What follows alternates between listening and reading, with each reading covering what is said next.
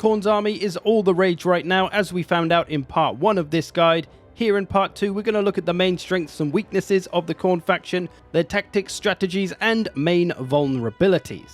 So, in we go. To the main strengths and weaknesses of the Khorne faction as a whole then. It should be no surprise that damage dealing is the main strength of this army. They are just absolutely brutal damage dealers all throughout the army. They've got powerful front lines with lots of armor piercing. You've got Chaos Warriors who have Frenzy. You've got Bloodletters who have Hellblade. All the strong monsters as well. There's just an unlimited amount of damage dealing potential with this army. But all this damage dealing power does not come cheap, as they have terribly expensive units, which can bring its own problems. Namely that the armies are going to be small. If you're playing in multiplayer, your armies won't be able to be very big. And if you're in campaign, your armies will just be really damn expensive, so you may not be able to have as many of them. It's pretty normal for Khorne armies to be fighting a bigger force, but there is a point where it becomes a little too risky and envelopment could be a real risk. Their next strength is that they are tough and pretty heavy overall as a faction. A lot of damage dealer factions tend to be quite squishy, the glass cannon kind of model, but with the Khorne stuff there's a lot of armor in the Chaos Warriors and in the monsters. The Bloodletters are demons, so they're unbreakable. The army isn't easy to get rid of. There's fairly average leadership throughout the army. It's not amazing, but it's not bad either, although the average melee defense across the board is perhaps a little bit lower than most. The next weakness of the Khorne faction is a fairly obvious one. They are lacking ranged units. They don't have any missile infantry or missile cavalry. The only thing they do have is the good old skull cannon, which can act as an artillery, although limited in ammunition. And they do have the soul grinder with a ranged attack as well, although you kind of can't aim it, so maybe not really. Either way, this lack of ranged capabilities makes it so that the Khorne army can be vulnerable to such a thing themselves and limits their playstyle. That being said though, in terms of units and tools available, they're actually a pretty well-rounded faction overall. The stuff they do have is very good. Great infantry, great monsters, great cavalry. They've got plenty of armor-piercing units, they've got plenty of anti-large units. So other than lacking the missiles, they've pretty much got everything they need, and they do have some ranged right in the skull cannon, so pretty well-rounded as factions go, which also makes them one of the easier factions to play. And for the last weakness of the Khorne faction, they of course have no magic, which can be considered a weakness but is also a bonus because you don't have to worry about managing it, but overall it's a downside. Magic gives you a way to quickly respond to situations, whether it's a good opportunity like a bunch of clumped up enemy troops that you can drop an explosion spell on, or one of your units is losing badly in a matchup and you can drop a buff on them to help them win it. Unfortunately for Khorne, he doesn't really have that. He does a little bit in Lords and Heroes abilities and things, and the faction abilities that will unlock as you fight. So overall, this just makes Khorne's army a little bit less flexible than most. So there's the main strengths and weaknesses of the Khorne army. Remember these as we move into the next section of... So Khorne's main strategy is very simple. It's a pure rush deal. Simply charge forward and try to smash everything in the face as quickly and as hard as possible. There's no room for defensive game plans or kind of hybrid game plans, although if you do happen to have a skull cannon and the ranged advantage, you could sit back and use that ammo first before engaging. Overall, the simplicity of Khorne's army, as I say, makes them very easy to play. You don't have to go too deep into strategy. You can just charge forward into everything and absolutely obliterate it with the damage dealing power of the Khorne units. That brings us to the brutal front of the Khorne army. Their front line can be absolutely disgusting. You could go with Bloodletters, who have the armor piercing, so great for those heavier enemy front lines, although lacking in the armor, so a little bit susceptible to missiles. If you want something with more protection, you could go for the Chaos Warriors with dual weapons, who are probably the better choice. If the enemy has a lightly armored front line, they can tear through them easy. If you want a more sturdy holding front line that can allow your units time to flank, or one that's better protected from missiles, then Chaos Warriors are going to be your boys. Just better survivability than the other infantries. Or if you want the best of the best, the strongest melee infantry that can tear through all other melee infantry front lines, you take Exalted Bloodletters, although watch out for the missiles. Chaos Spawn could also be an option, great against those factions with lots of weak chaff units like the Skaven. They can just run around slapping them all up Will Smith style. Or if you want the most brutal option of all, especially if you mix them in with other infantry, frickin' Minotaurs. Going to punch through any front line fast, although of course very expensive. Now while that frontline killing power is pretty savage on its own, we can make it even more disgusting. With the help of the Herald of Khorne and a Blood Shrine here, We've got these regular bloodletters cranked up to 47 melee attack, much better than the 34 they have. That's just from their passive melee attack buffs. If we then crack Locus of Wrath, we can add on 40 melee attack, giving our bloodletters 87 freaking melee attack, which is going to allow them to cut through pretty much anybody. You can see they're going through Celestial Dragon Guard here, absolutely destroying them without losing too much health themselves, all from those extra melee attack buffs. And that's just from one of their cheapest melee infantries. Imagine it with heckin' Minotaurs. Disgusting. Now, while the front lines will get a lot of work done, there's still plenty of room for big, heavy hammers. Hammer and anvil tactics with some of the big, heavy cavalry and monsters can be absolutely brutal for Khorne. Hitting enemies with big charges from the back while they're fighting in the front, they won't last long. As I mentioned just now, regular Chaos Warriors can be one of the best to help pull off this tactic with, as they are the unit that will survive the longest and do the slowest damage and buy you more time to set up those hammer and anvils. They will still do a fair bit of damage as they do have Frenzy, but when these big charges come in from Blood Crushers, Skull Crushers, they're going to end most infantries fairly quickly. And the same is true of Minotaurs. They can be used in the same way. If you can flank them around, get them behind, get them hitting in from the back, and it's going to be night-night for whatever they go after. So be sure to push the flanks when you can. If you've got that big heavy cavalry, get it round behind the enemy, smash them in the back, get those attacked in the rear penalties, get all that damage and all those damage sustained penalties, and whatever infantry it is, it likely won't last long. So make good use of those heavy hammers. Now, a very important tactic for the Khorne army, disruption. This is pretty important for most armies, but for Khorne especially so, given their vulnerabilities, which we'll look at later. But this is where our cheap speedy units will come into play. Our flesh doggos, our doggo hounds, our furies. These are going to be essential to protecting the more expensive and more vulnerable units. Like the bloodletters with only 30 armor and no shield, they're liable to get a blasting down.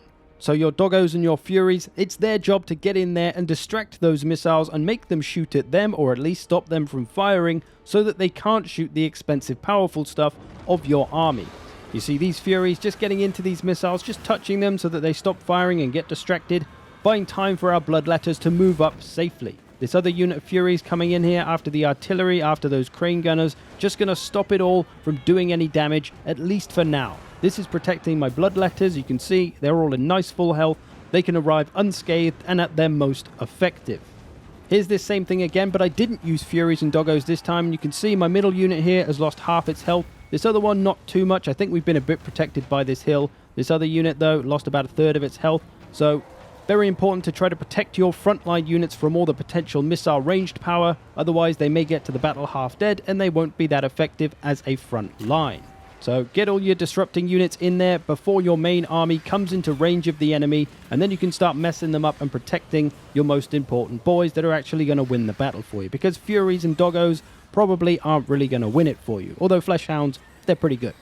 Another option you could have is the Cultist as well, with his summon of some bloodletters. You can put that behind the enemy line to get back there and start messing with the missiles. You could use some of your big strong single entity monsters to act as damage soaks to take a bit of that missile fire so it doesn't affect your infantry and cavalry. Ultimately, the aim is to get the majority of your melee force into the fight without being half dead when they get there. Next, let's talk about anti-large, because the Khorne army needs to hunt large. Not having the flexibility of missiles that can shoot large units from wherever, Khorne will have to get after it. Your options include the Chaos Warrior Halberds that are strong but very slow, the Great Weapon Minotaurs that are fast and strong, likely your best choice, the most mobile and flying option in the Bloodthirster, the Skull Crushers, great for taking on other cavalry, and the Skull Cannon, which is great for sniping down those single entities or just anything large.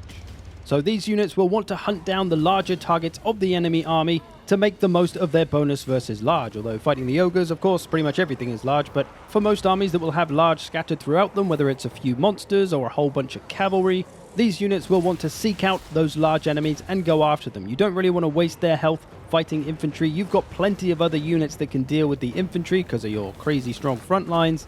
And given the likely smaller size of your army, using your units well and getting good matchups is incredibly important for Khorne's army.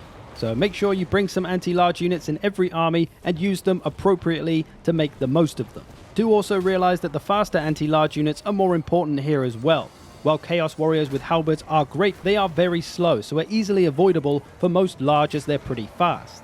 This is where your speedy large units come in, although make sure you get a Bloodthirster at least that knows how to land. So halberds can be a great deterrent to scare stuff off, but don't expect them to be easily killing stuff because it'll just get avoided. And the last couple of things to just be aware of relating to fire and magic. Khorne's army has a whole bunch of fire attack units throughout the roster, so you've got lots of choices if you want to go after those weak to fire units like regenerating ones. Also remember that fire resistant units exist as well, so if you attack them with one of your many fire causing units, their damage will be significantly reduced by that enemy unit's fire resistance. So keep that in mind. If it seems like you're not doing any damage to a unit and you can't figure out why, it might be because they have a fire resistance and you're trying to use fire on them.